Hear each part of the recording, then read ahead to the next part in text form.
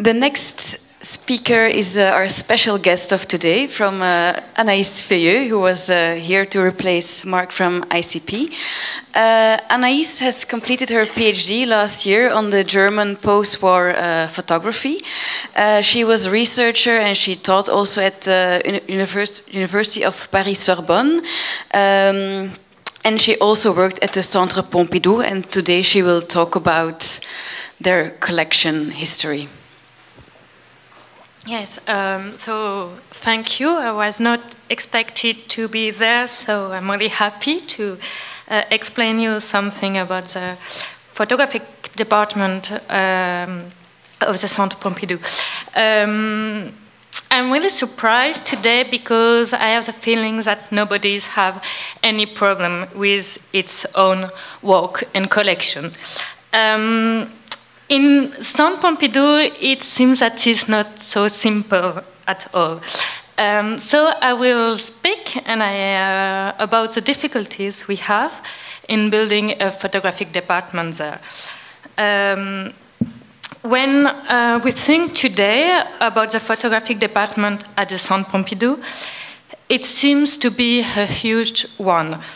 Not like the MoMA, but one of the most important in the European institutions because of the quantity, but also because of the archives of some of important artists like Constantin Brancusi, Man Ray, or Brassai we conserve in our storage room. However, the birth of this department was not so obvious. In fact, it is very difficult to date it precisely. When we know that there was no photographic department at the opening of the Centre Pompidou in 1977. The photographic department, as we know it nowadays, under the name of the Photographic Cabinet, came from a decision of September 2001, so not so far from us. It is only at that time that photography integrates the fine arts collection. We can be very surprised of it, but we must also ask why it has been so long, and we have to get how difficult it was to impose photography in such National Museum of Modern Art. I will try to explain this situation in few points. In the first one, I will explain the place of photography in the French institution during the 70s, to understand why then, at this moment, it didn't seem necessary to conserve photography in a National Museum of Modern Art. Then we have to consider the emancipation of the photographic department as a long process at the Centre Pompidou, which has taken more than 30 years. I will present the relation, sometimes difficult, of what we call now the photographic cabinet with the other parts of the Centre Pompidou. Because the Centre Pompidou is not only a museum, but yes, I'm sorry, it's the organizational chart of the Centre Pompidou, and Centre Pompidou, you can see nothing, I'm sorry, but I will explain.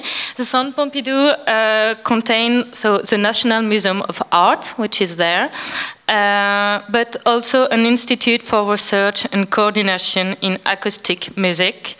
This one, which is known as the IRCAM, a public information library, and also a Department of Cultural Development.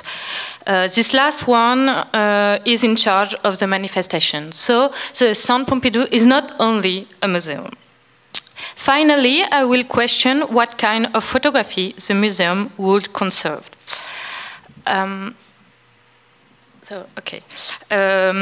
One of the first questions is the opportunity to open a photographic department in the French National Museum of Modern Art during the 70s. At that time, the French legislation only permitted to a national museum to acquire unique pieces of art. The artist had to commit it by contract. A museum so couldn't buy any pieces of art like etching or photography because the production process implied numerous prints of each image. Because of that, etching and photography were the exclusive fields of the National Library. Actually, etching has never been acquired by the National Museum and has remained under the National Library responsibility. For the films, the problem was different because no national institution had at that time a collection, so the museum was legitimate to build a film collection. So in 1973, when the government decided to open the Centre Pompidou, photography was integrated as well as manuscript at the general documentation in the Centre Pompidou, which is now the Bibliothèque Kandinsky, and was in the Centre Pompidou only considered as a document. So the next year, in 1974, Jean-Claude Lemanie, who was the curator for photography at the National Library, proposed some orientation for photography at the Centre Pompidou. It suggested a coordinated purchasing policy between the National Museum and the Prints and Photographs Department at the National Library, which was at that time the only one national institution in charge of collecting photography. According to him, the photographs acquired by the museum could be donated to the National Library after 10 or 20 years. This could resolve the problem of the legality of this collection and the problem of a double collection, especially because the legal submission for photograph still existed at the National Library. But this proposition went unheeded. 2 years later, in 1976, so before the opening of the Centre Pompidou, Pierre de Fenouil, the director of another French institution, the National Foundation for Photography, wished for a policy for photography at the Ministry of Cultural Affairs. So policy will unite the action of the National Foundation for Photography and the creation of a photographic department at the Centre Pompidou. Pierre de Fenouil had 3 important propositions. The deposit of the acquisition of the Centre Pompidou to the National Foundation for Photography after 20 or 30 years, so he takes the proposition of Jean-Claude Lemanie, a concerted program of exhibition and acquisitions, and the presence of the Foundation as a consultative committee for the photographic acquisitions at the Centre Pompidou. 1 year later, Jean-François de Canchy, which was in charge of the international relations at the Centre Pompidou, asked for the opposite. The collection of the Foundation have to lend or to be lent or to be donated to the Centre Pompidou. None of this proposition as development, probably because of the departure of Pierre de Fenouil from the direction of the Foundation. In June 1978, so 1 year and a half after the opening of the Centre Pompidou, Pierre de Fenouil was designated as advisor for photography by the president of the Centre Pompidou. So after the departure for the Foundation, he came at the Centre. He was in charge of the photographic programmation in liaison with the departments of the Centre Pompidou, which developed at this time and in informal ways a photographic policy. This department were the Industrial Design Center, which doesn't exist anymore, the Public Information Library, and the National Museum of Modern Art. The Industrial Design Center was, in fact, the first department of the Centre which organized photographic exhibitions. In 1975, I'm sorry, I don't have any pictures because I didn't think that I have to speak. 2 years before the opening of the Centre Pompidou, they organized at the Museum of Decorative Art in Paris a retrospective of Jacques-Henri Lartigue, and 1 year later, a retrospective of Laszlo Molinage. Nevertheless, this Industrial Design Center didn't aim to build a collection. The museum did not collect photographic or poster, neither, but at the opening of the Centre Pompidou, several dozen of photographs were presented in the presentation of the collection. They were lended by the National Library. Photography was also exhibited in the important temporary exhibition like Paris-New York, Paris-Paris, or Paris-Moscow. These exhibitions organized when Pontus Hulten was the director of the museum could be seen not as art history exhibition, but more as exhibition we spoke about civilization, as say Alain Sayac, the former director of the photographic department. It should be said that Pontus Hulten was not really interested in building a photographic collection. Alain Sayac, the first curator for photography at the Centre Pompidou, explained it by the bad experiences of Hulten at Stockholm when he was the director of the Moderna Museet. When he was there was the Photographic Museet, a museum of photography, which was founded in 1971 and was actually dependent of the Moderna Museet.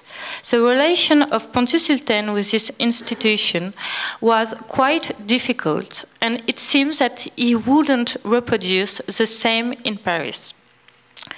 So every curator of the each curator of the National Museum of Modern Art could buy some photographs. But in fact, just 2 people were interested by photography. Jean-Hubert Martin, you can see his name just at the end of the slide, and Alain Sayac. Jean-Hubert Martin had been at this time a curator at the museum since 1971, and Alain Sayac was then in charge of the cell called Film Video.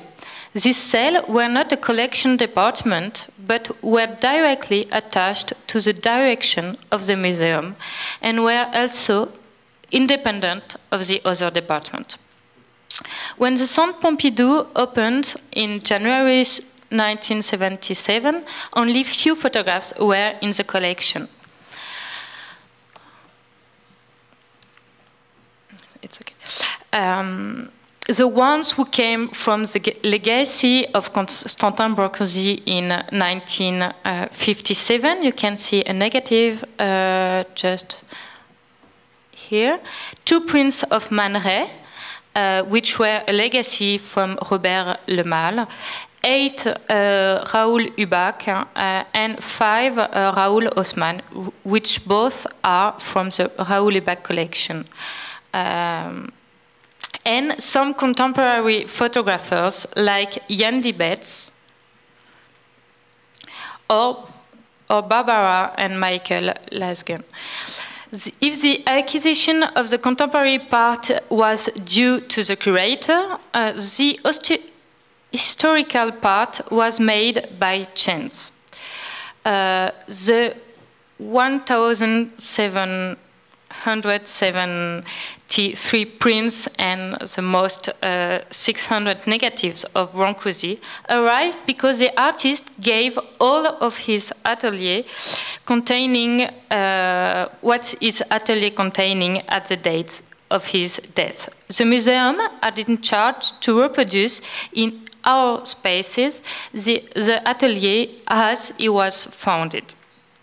Until 19 1993, these photographs were considered as a study collection and were conserved by the General Documentation. So we were not in charge, the photographic department were not in charge of the Brancusi collection.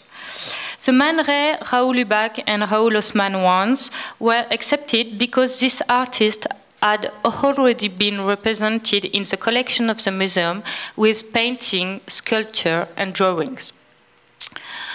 So we just have these pieces of photography because we have already paintings, drawings, and other kinds of piece of art from this artist. So we say that we must have a complete view of the work of this artist. So we acquire some photographs.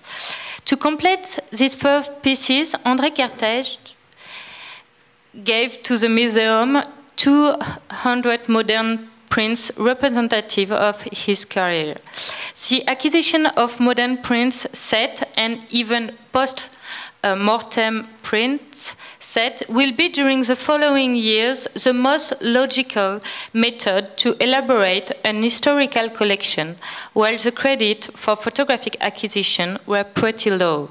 So at the beginning we didn't try to buy any vintage print, but we wanted to have a representative photographic department, even if it's with modern print.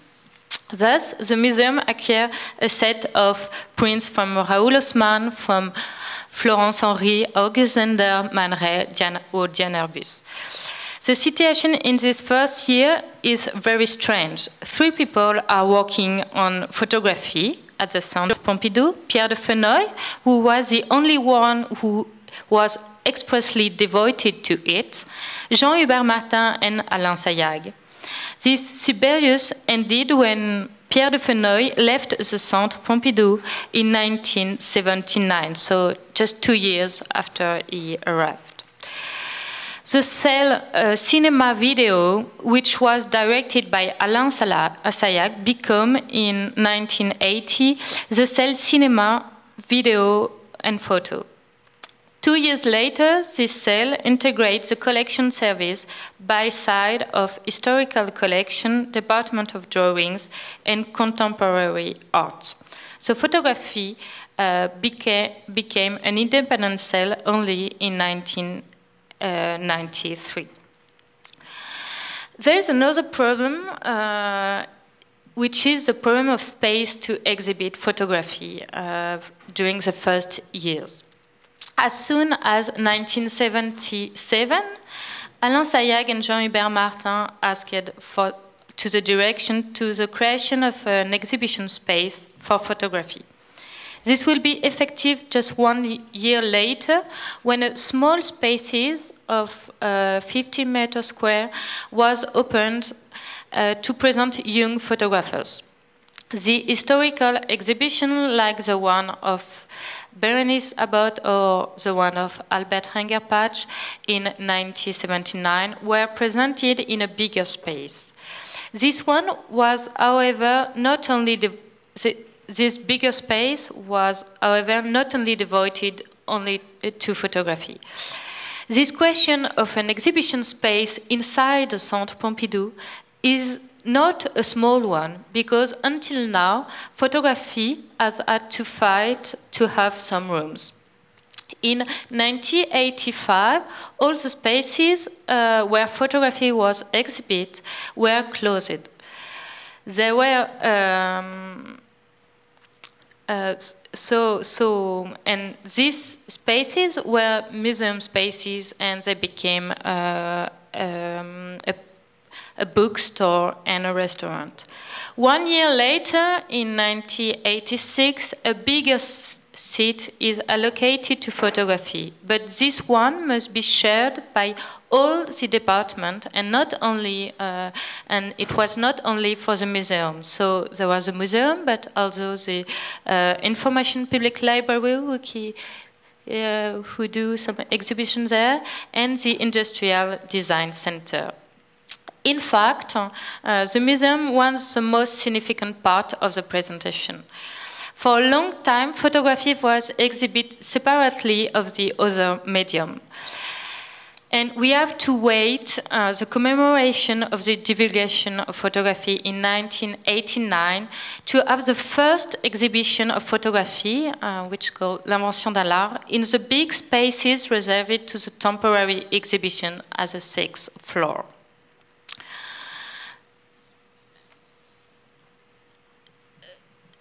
And because of Alain Sayag was thinking that the other curator of the museum didn't know as much as photography fields to judge the pertinence of the acquisition, he had the desire as soon as 1989 to create a consultative committee for acquisition of photography, film and video at the Centre Pompidou. This one will be effective 2 years later and was composed of different personalities of the photographic field in France. So in addition to the director of the National Museum and of Alain Sayag, this committee included the representative of the main institution for photography, Orsay Museum, National Center of Photography and National Library, a photographer, and a collector. This committee was actual until 2008, when Quentin Bajac was nominated as the direction of the photographic department as replacement of Alain Sayag. So, you know, it's just to say that it's very difficult to incorporate the photographic policy to the global policy of the museum. Just to speak a little about what kind of photography we conserved at the museum, because like Matthew says, we are not the only department to have a photography collection in the museum. At the beginning, in the first year, Alain Sayag insist on the importance to build a collection based on the relation of photography with fine arts to the detriment of documentary photography, which falls within the National Libraries and the Information Public Libraries' abilities. So he decided that inside the Centre Pompidou, the documentary photography has to be the ability of the Information Public Library. 3 areas of research were defined. The painter photographs, photographers, the foreign historical photography, because this was poorly represented in the National Library collection and the contemporary collection. But we must know that until yet, just to have an idea, in 1985, the acquisition of photography only represented 1% of the budget of the global acquisition budget. So it's a very small part of it. That explains what, at the beginning, we were just buying some modern prints, and since 1982 we tried the beginning to buy some vintage, preferentially to the modern print.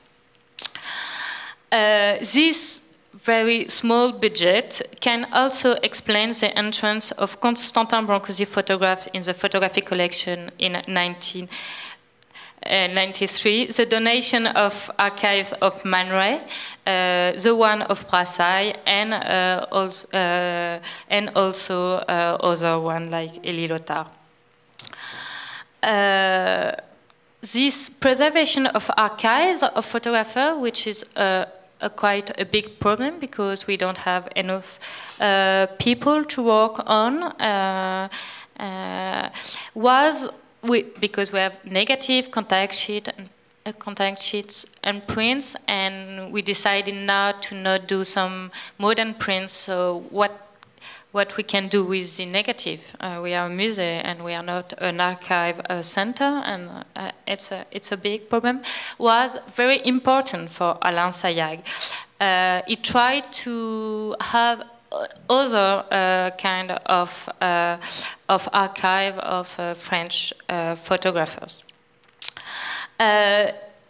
Just to finish, this last few years, we tried to enlarge the collection to the documentary collection.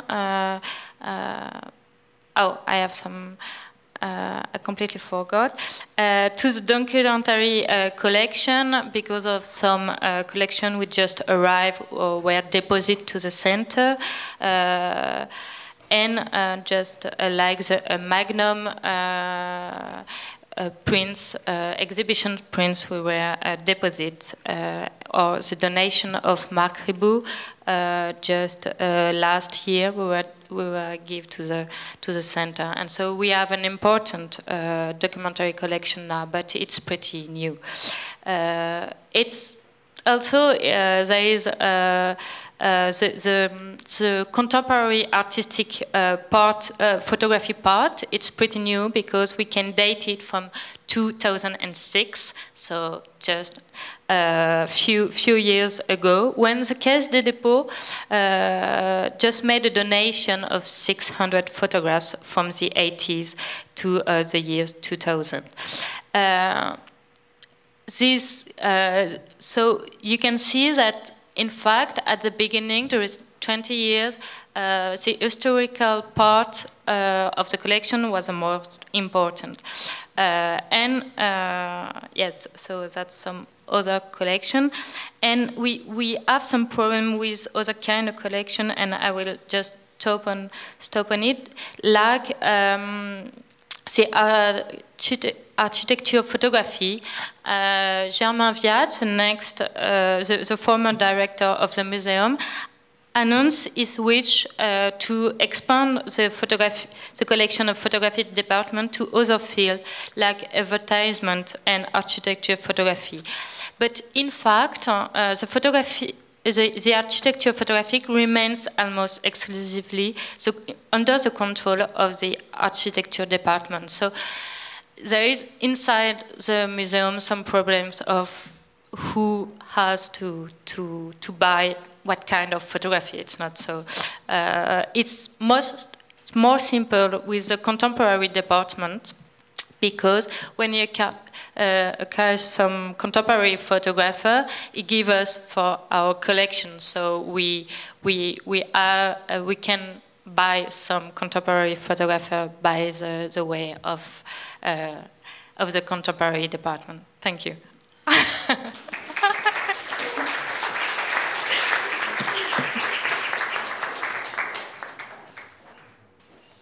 Thank you very much, Anais, for your talk. It's been a struggle at the Centre Pompidou, that is clear. Are there some questions from the audience to begin with? Yes.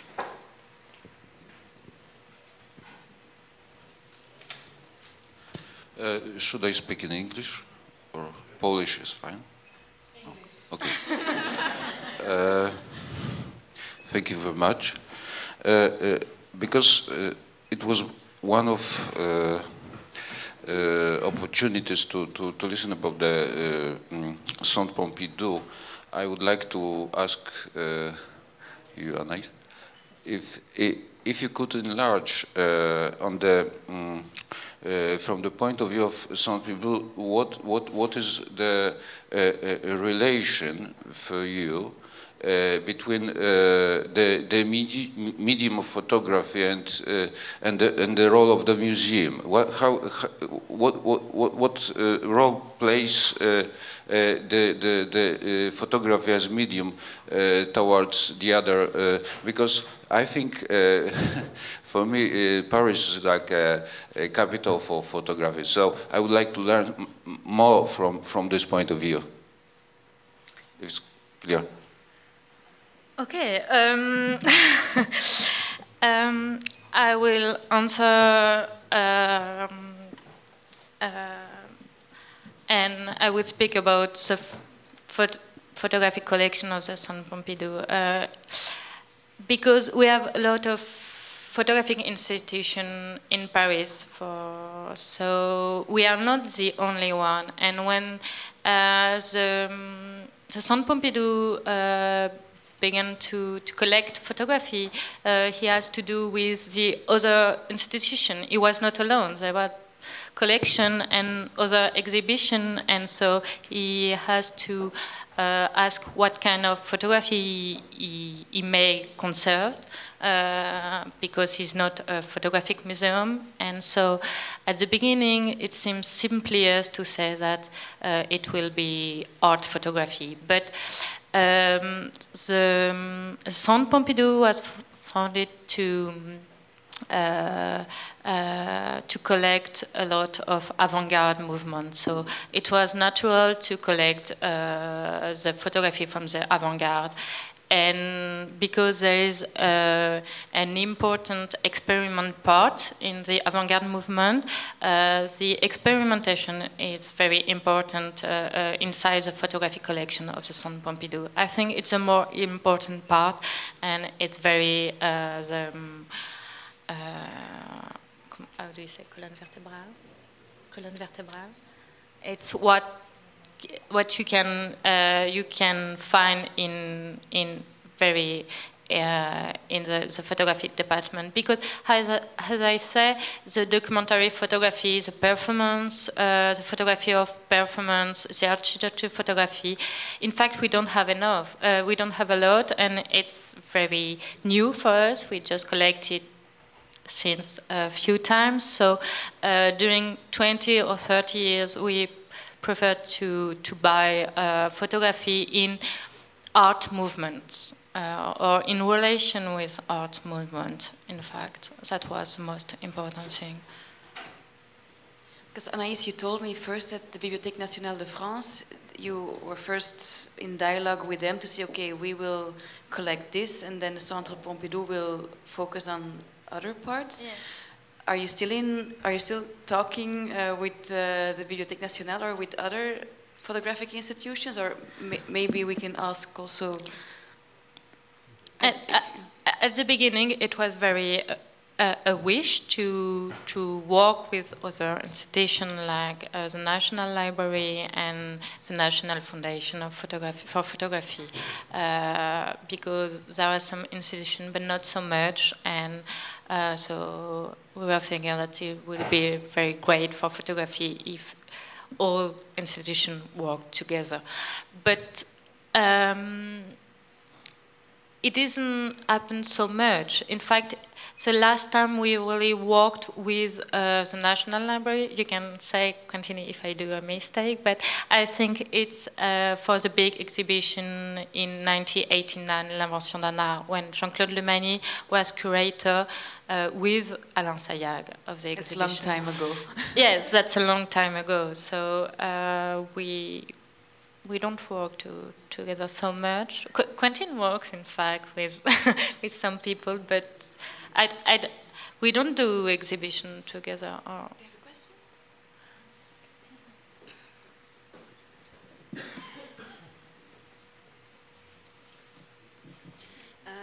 I would like to ask Viktoria, but also perhaps Lady Anais. But Viktoria, I understood that Rosphoto is much concentrated on historical photography, and do you support somehow contemporary projects? Do you pay attention to contemporary scene, and do you have ambition to act also as kind of active place for young photography, or not necessarily?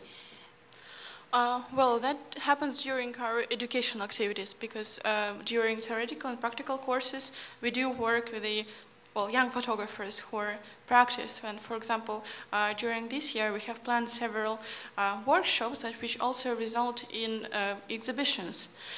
So in this way, this kind of mentorship of young photographers does exist, and we are, by all those means, we are trying to encourage photographers, young photographers, to be more active in all those areas. Well, that's probably most of them. But you don't then acquire these works, they don't stay at the institution? Well, some of the best ones, I guess. And I also wanted to ask Anais if, well, we all know that contemporary photography, I mean, is extremely expensive, so to develop the collection, buying contemporary photographs is a little bit difficult. Do you have a strategy, like, for example, helping artists to produce the work, or you attend the artist while the production process, and against this you receive a new piece, or? Really not. No, we don't. In France we have a national foundation for contemporary art. We can buy some contemporary photographs, and they just lend it to us. So a big part of our contemporary collection came from this thing. Like that, we don't have to. That was the way for Alain Sayat, because he was not sure of what kind of photograph is very interesting, is the best or not. And so he said we can. The foundation will choose for us, and after they will give us the best. So it was a kind of thing. Now, in fact, we have different foundations we can help us. The Centre Pompidou Foundation, which is an American one, and which buy American art and also photographers, and they lend it to the photographic collection. So with this kind of thing, we just have